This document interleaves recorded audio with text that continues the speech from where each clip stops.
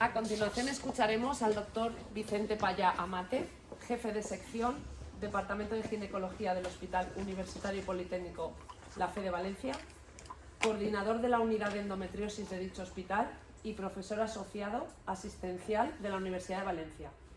El doctor Payá nos hablará sobre el abordaje quirúrgico en endometriosis.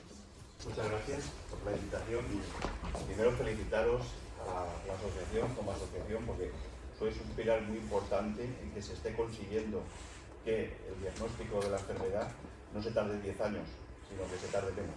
Es decir, que nos estáis, los técnicos, nos estáis presionando para que pensemos más en la enfermedad. Incluso nos hicisteis hacer la guía, es decir, que en cierto modo sois punto básico.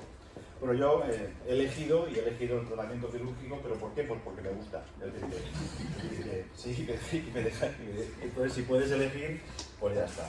Entonces vamos a hacer unas consideraciones previas. Primero hay que decir que la cirugía quita el dolor o reduce el dolor asociado a la endometriosis. Es decir, que eso por todas las guías internacionales es una recomendación fuerte. Es decir, que eso es una cosa clara. Lo cual no quiere decir que una mujer que tenga endometriosis, que tenga sensibilización central y que tenga un dolor y que tenga un síndrome miofascial, tú le quites el nódulo y la hayas curado. Eso también tiene que quedar claro para todos. Vamos a ver, fijaros, esto era cuando yo era residente, año 87, año 88, año 90, sí, pues que se diagnosticaba la endometriosis e inmediatamente operábamos a la paciente. ¿Qué pasaba? Pues que le dábamos tratamiento médico, el Dagazol, que ha nombrado María José, que era uno bastante utilizado. ¿Qué pasa? Que volvía a salir el quiste porque no operábamos adecuadamente y volvíamos a repetir cirugías. Y entonces os encontrabais que cuando queríais un hijo, pues resulta que teníais que recurrir directamente, no teníais trompas, teníais que recurrir directamente a las técnicas de reproducción asistida. Este enfoque, desde luego, hay que borrarlo ya de la cabeza. Es decir, esto no se puede permitir a una chica que ahora tenga 20 años, por supuesto. Vamos a un segundo enfoque, donde fue posterior, donde se diagnostica la endometriosis, se le da tratamiento médico. La paciente, cuando te dice de quedar embarazada, si no lo consigue de forma espontánea, pues la operábamos antes de consultar y luego las enviábamos a técnicas de reproducción asistida. También, en principio, mal hecho. Y volvemos a los dos planteamientos que se deben hacer ahora actualmente. Se diagnostica la endometriosis, se le da el tratamiento médico que ha dicho muy bien María José. Cuando la paciente desea quedarse embarazada, si no lo consigue de forma espontánea, pues entonces hay que ver si tiene que recurrir a un tratamiento médico, y si la paciente no hace falta operarla, no quiere operarse, pues tendría que seguir continuando con el tratamiento médico hasta que tuviera la menopausia. Esa es la posibilidad, o después, como última posibilidad, si hubiera que operar a la paciente que fuera al final de la vida cuando la mujer ya tenga su deseo reproductivo cumplido. ¿Vale? Entonces, tenemos, ¿cuándo está indicado operar a los pacientes con endometriosis? Pues muy fácil. Las pacientes que tengan dolor, que altera su calidad de vida y que no responden, no toleren, rechacen o tienen contraindicaciones para la terapia médica. Esto, por ejemplo, se me ocurre el caso de una paciente que diagnosticas y que tiene un nódulo en el ligamento uterosacro derecho. Ese nódulo le está provocando dolor, pues cada vez que está con su marido tiene dolor. Entonces, si no quiere tomar ningún tratamiento médico, pues si lo operas, posiblemente la cures. Cuando hay compromiso de la función intestinal o renal, pues por supuesto pues hay que quitar el nódulo. Mire, ahora me van a enviar a una paciente que ha tenido varias obstrucciones intestinales porque una tiene cerrado el ilion y otra tiene cerrado el recto. Es decir, pues a esa mujer tienes que actuar con los proctólogos y operarlas. En caso de obstrucción del uréter, que a veces es silente, no es la primera vez que tienes que operar un riñón y los urólogos hacen una nefrectomía porque la mujer ha perdido un riñón, cuando el nódulo en el parametrio ha provocado el cierre del uréter, y entonces, pues, si tú todos estos casos los pillas a tiempo, pues puedes salvar tanto el intestino como sobre todo el riñón. El intestino, al fin y al cabo, Tú puedes hacer una resección, hacer una anastomosis y realmente la paciente funcionar perfectamente, siempre y cuando la anastomosis sea alta. Alta quiere decir más de 10-12 centímetros del ano. Cuando es más baja, pueden existir más problemas. Tercera consideración, encontramos un quiste en una paciente, pensamos que es endometriosis, pero no queda claro. No queda claro a ver si es malo, a ver si tal, total que, pues claro, pues esa paciente pues también.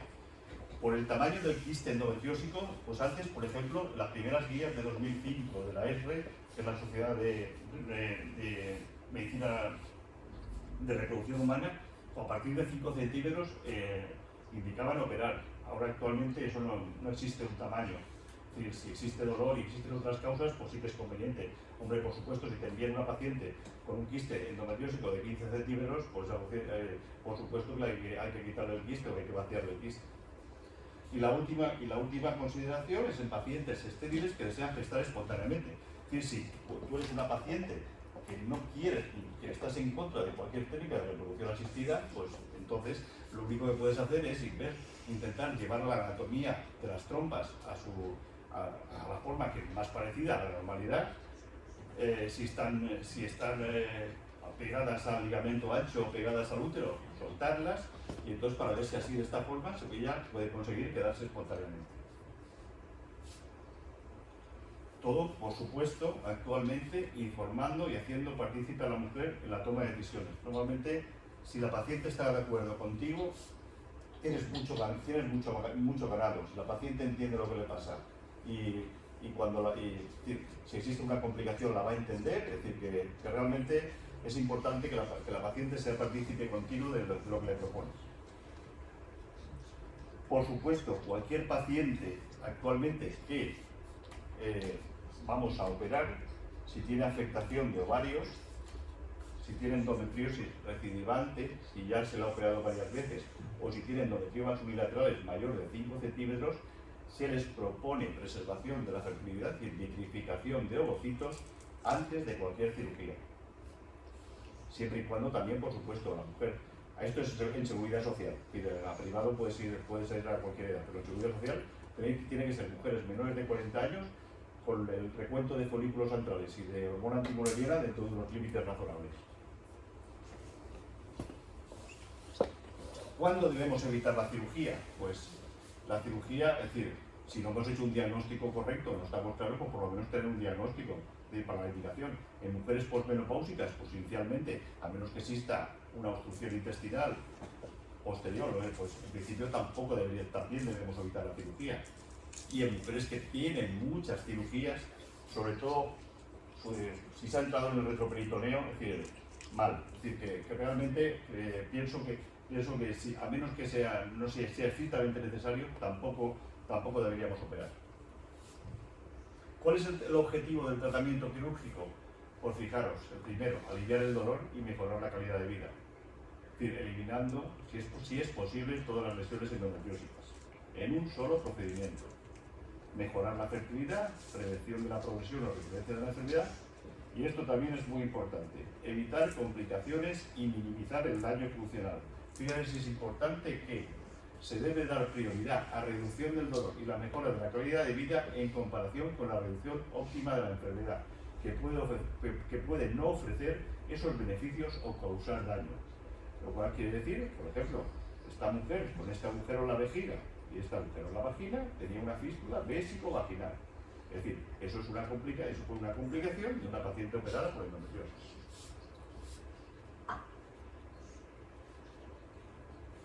Fijaros, entonces, la cirugía de la endometriosis, esto es una anatomía normal.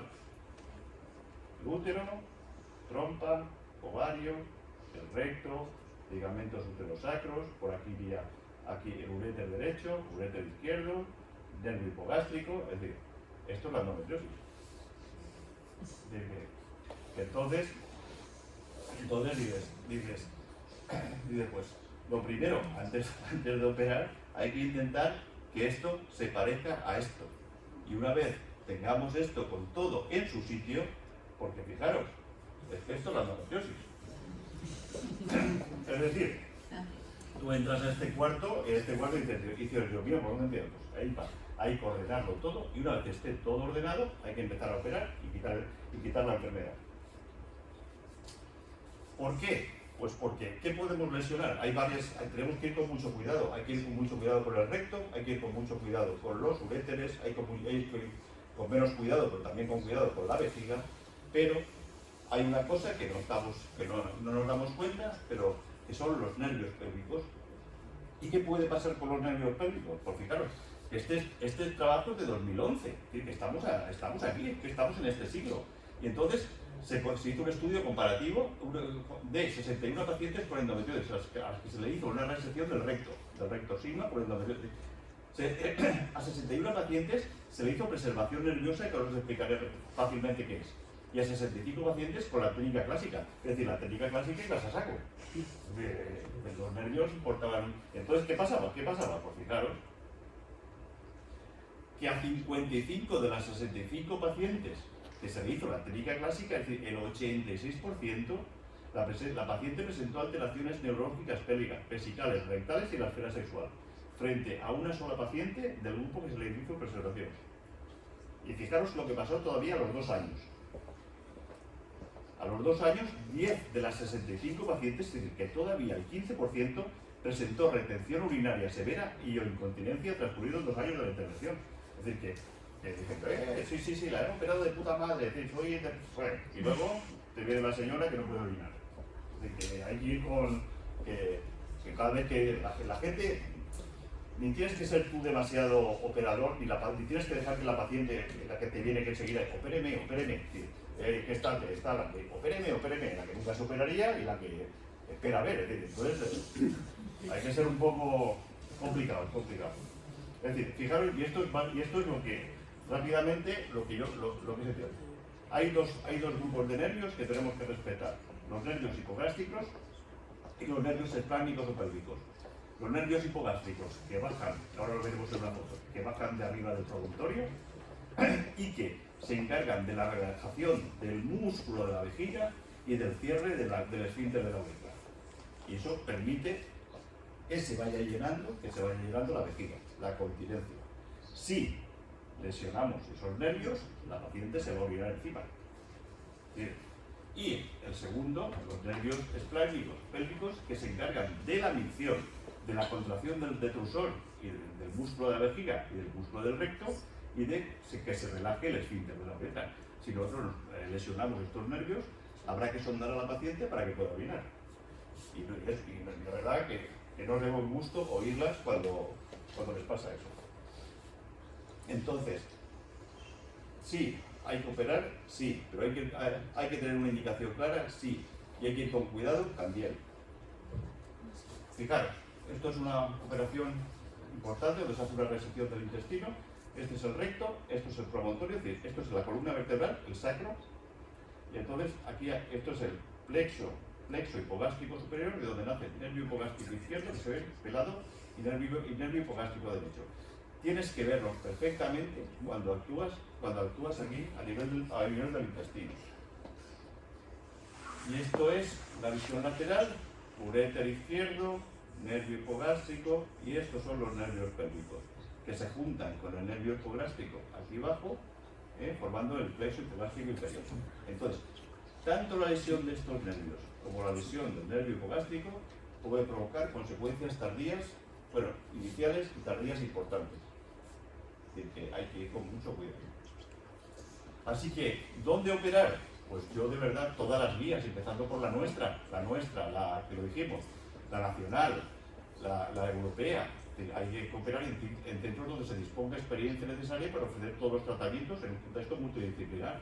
Es decir, lo que hay que intentar es resolver el caso, ya que te metes en una sola intervención y que tengamos la tasa de complicaciones cero si posible, pero que tengamos la menor tasa de complicaciones. Esto, por ejemplo, es en mi hospital, pues en los últimos 5 años hemos hecho 241 intervenciones, de las cuales el 56% eran del resto de la Comunidad Valenciana y del área de la FE el 44%. Es decir, que operamos más gente de fuera que de casa. Y el 17% de esas cirugías ha sido en combinación con cirujanos y con urólogos. Y hemos tenido, fijaros, un 5% de complicaciones severas, que, vamos, es comparable con los resultados de cualquier grupo, pero que no dejan de ser un 5% de complicaciones severas. Es decir, que a 5 de cada 100 le va a tocar. Así pues, ya para acabar las conclusiones, o así la forma un poco más friki de mensajes para llevarse a casa, es decir, digamos que el tratamiento de la endometriosis es fundamentalmente médico, se ha repetido hoy, y que el dolor hay que tratarlo lo más rápido posible. En el caso de que haya indicación quirúrgica, a ser posible que sea en una única cirugía, y cuando la mujer haya completado su deseo gestacional. Si la mujer no ha completado su deseo gestacional o no tiene hijos, hay que preservar óvulos, ovocitos. Y si se hace una cirugía, acordaros que si se hace una cirugía incompleta, que es la primera diapositiva, las siguientes cirugías serán más difíciles y con mayor riesgo de complicaciones.